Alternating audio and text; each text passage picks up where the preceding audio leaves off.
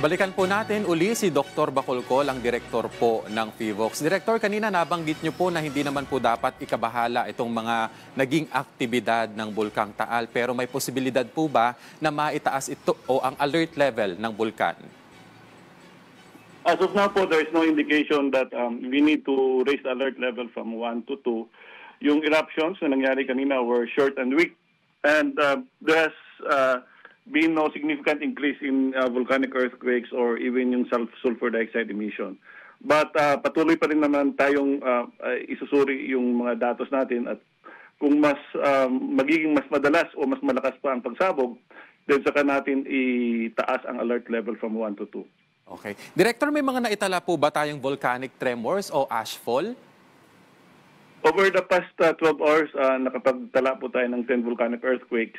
And there were reported sulfuric smell in Sitio Tuscusan.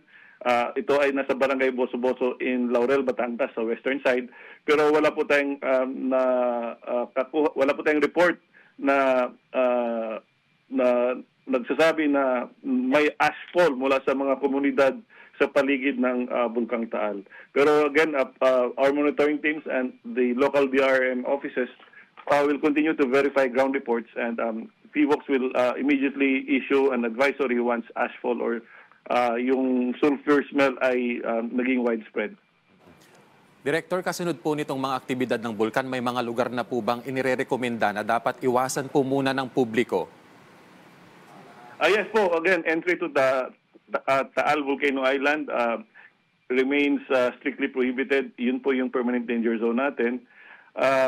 We also advise both operators and yung kapag may mga turista to stay away from the island kasi po pwedeng magkaroon ng sudden explosion or toxic gas releases may occur without warning katulad ng nangyari kaninang umaga. Okay, Director, ano na lang po ang inyo pong paalala sa ating mga kababayan? Our advice is to stay calm, kalmado lang tayo but be alert.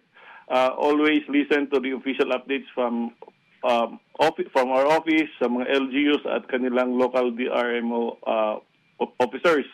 Wag po silang pumasok sa or pumunta doon sa Taal Volcano Island kasi po that's a permanent danger zone.